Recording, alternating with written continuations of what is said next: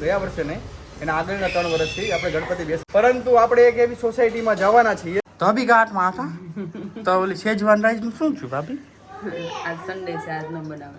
સિનેમાનો કતારગામનો છીએ જે એક જ કંપની દ્વારા છેતરાયેલા માણસો છીએ. તમારું શું કહેવું છે આમાં?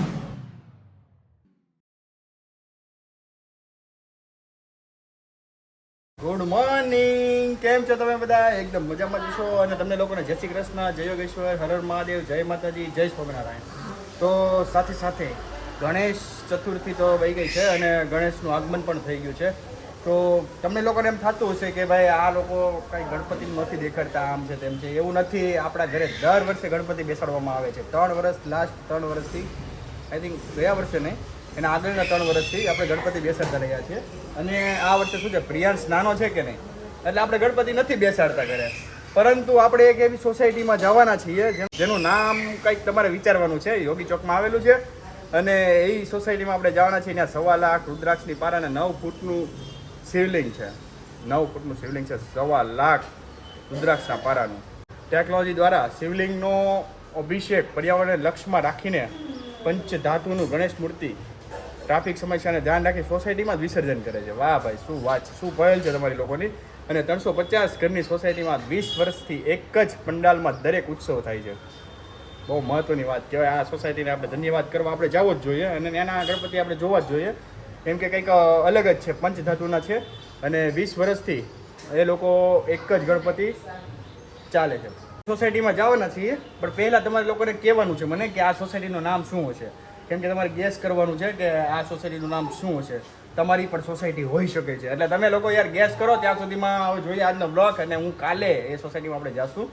પરંતુ આજનો વ્લોગમાં શું છે ને એ તમે જુઓ. ચાલો તો ગુડ મોર્નિંગ. આ સાથે ગુડ મોર્નિંગ સાથે વૃક્ષોને પણ ગુડ મોર્નિંગ અને મોસમનો અપડેટ જાણી લઈએ. શું છે આજે મોસમ? વાહ, શું વાત છે. આજે તો મોસમમાં છે ને એકદમ ક્લિયર છે. બ્લુ દેખાય છે. તો બા પણ અહીંયા છે, મનસ્વી પણ અહીંયા છે.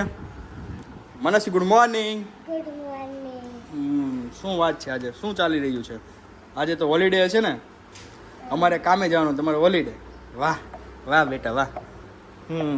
તો બા ગુડ મોર્નિંગ, સુપ્રભાત. તમને તો સુપ્રભાત કેવું પડે, કેમ કે તમને છે ને ઇંગ્લિશમાં નહીં ખબર પડે. મને નહીં ખબર પડે. નહીં પડે ને? તમને હવે મારે ઇંગ્લિશ શીખવાડી દેવાનું છે. ના, હવે નહીં શીખવું. કેમ? હવે તમે શીખવું? તો હવે હું શીખવું તમારે? હવે મારે ભક્તિ જ કરવાની. ભક્તિ જ કરવાની, હરિનું નામ લેવાનું, મોજ કરવાની. તમારે રોટલા ખાય ને બાયું કરે ને હું ખાઈ લઉં. જો ખાઈ લીધું. ખાઈ લીધું. હા, બેહી ગયા. સરસ સરસ રોટલી બનાવી દીધી. હા, કોડી રોટલી ને સા ચા અને શાંતિથી જિંદગી જીવવાની છે. અથાણું મરચા એ તો મને ભાવે.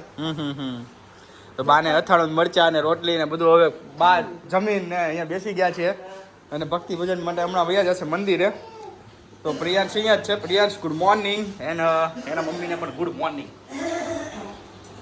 જો ચા ને ઠેબુ મારશે ને તમારા મા દીકરા ચા ઢોળાઈ જાય.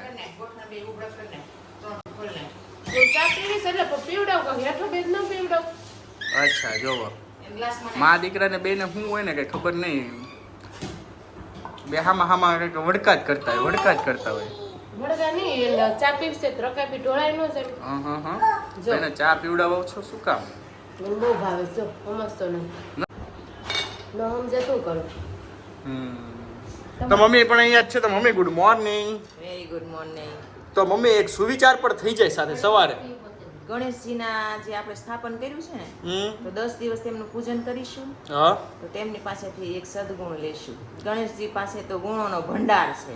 શું વાત છે. તો હવે 10 દિવસ આપણને મળવાના છે. હા, તો 10 દિવસ છે, તો 10 દિવસ તેમનું પૂજન અર્ચન શા માટે કરવાનું? શા માટે કરવાનું? તો એમના જીવનમાંથી આપણે કંઈક લેવાનું છે. ખાલી મૂર્તિ પધરાવવાની અને મૂર્તિની પ્રતિષ્ઠા કરવાની એટલું નથી કરવાનું.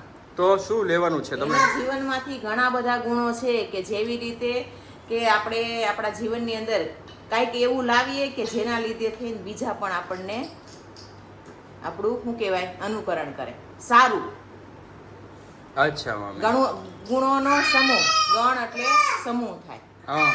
અને સમૂહ એટલે કે જે આપણે ઇન્દ્રિયોનો સમૂહ છે ને આપણા શરીરની અંદર, એવી રીતે ગણપતિ આપણને સમજાવે છે કે આપણી ઇન્દ્રિયો ઉપર આપણે થોડોક કંટ્રોલ લેવાનો છે. આપણે બધે તો કંટ્રોલ મેળવીએ છીએ પણ આપણે ઇન્દ્રિયો ઉપર જ કંટ્રોલ નથી. શું વાત છે મમ્મી તમારી એકદમ બરોબર હો મમ્મી. અને ભાભી શું કરી રહ્યા છે? ભાભી અહીંયા વાડામાં ઘાટ ઉપર છે. ધોબી ઘાટ. ઓહો આટલા બધા કપડા ભાભીએ તો ધોઈ નાખ્યા છે ઓલરેડી. ધોબી ઘાટમાં હતા અમે. ધોબી ઘાટમાં હતા તો ઓલી શેજવાન રાઈસ નું શું થયું ભાભી? આજ સન્ડે છે, આજ ન બનાવે. આજ ન બનાવાય, સન્ડે છે. આજ પાચમ કેટલા બાના કાઢવા હે તમારે? પાચમ છે, ઋષિ પાચમ.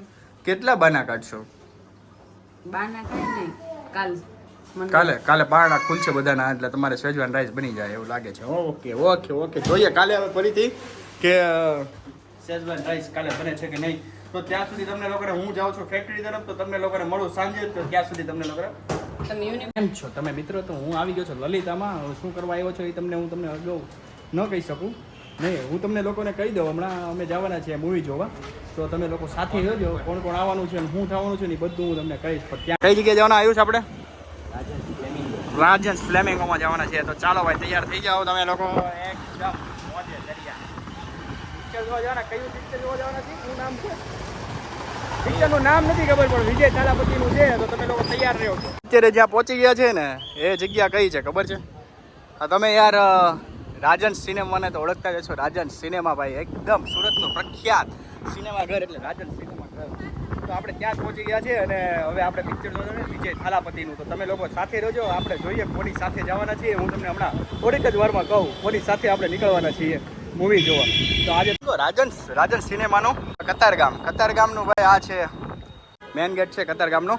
અને સાથે સાથે જો અહીંયા આયુષ છે અમારા સાડુભાઈ, એક સાડુભાઈ તો અહીંયા જ છે અને અંકિતાબેન પણ આવી ગયા છે. હવે સાથે સાથે હા તમને કોઈ કંઈક કહેવા માગે છે? તમે કંઈક કહેવા માગો છો?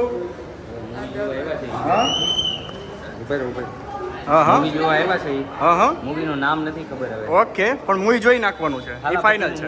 થાલાપતિનું મૂવી છે અને દયા પણ અહીંયા જ છે. દયા હાય દયા કેમ છે? બપોર વચ્ચે ઉઠાડીને લાવ્યા છે અને જો કેવી એની હાલત છે એકદમ ખરાબ થઈ ગઈ છે. અહીંયા એમ જો તારે રાજન સિનેમા એન્જોય ધ મૂવી. તું મૂવી એન્જોય કરવા આવી છો કે શું આવી છો? ઓકે તો આપણે પણ અલગ અલગ છે. રાજન સિનેમાની જો સ્ક્રીન છે ને 4, 6 ને 8 3 ફ્લોર ઉપર છે. ફાઇનલી આપણે 6 ફ્લોર પર આવી ગયા છે અને 6 ફ્લોર ઉપર આપણી 5 નંબરની સ્ક્રીન છે. તો આ રે આપણી બોક્સ ઓફિસ અને બોક્સ ઓફિસ પણ અહીંયા જ છે ને અહીંયા જ છે એનું થિયેટર.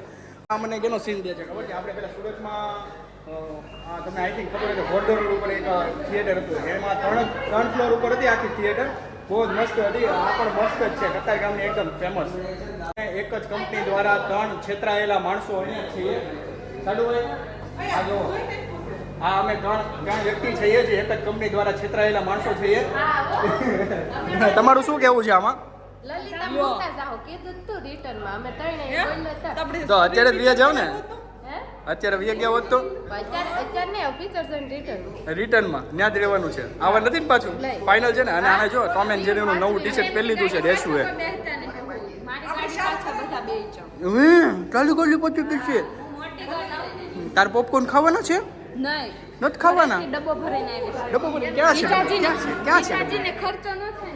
ઓહો જોઈએ અમે તમારો ડબ્બો હમણાં ઇન્ટરવલ પડે એટલે જોઈએ ડબ્બો ક્યાંથી આવે છે ને. મારો first look enjoy the movie. વાહ સરસ એકદમ 4 નંબરની, 6 નંબરની અને 5 નંબરની સ્ક્રીન આ ફ્લોર ઉપર છે અને ટોટલ 3 ફ્લોર છે. એકદમ એકદમ જબરદસ્ત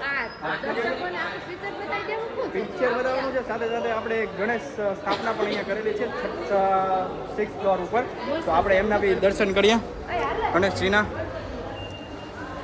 વાહ ભાઈ આનું રેસ્ટોરન્ટ બી એકદમ મસ્ત છે અને સુવિધાની તો વાત જ ના પૂછો ને. રાજન્સવાળા એટલે સુવિધા તો ભરપૂર જ હોય છે. સરસ છે.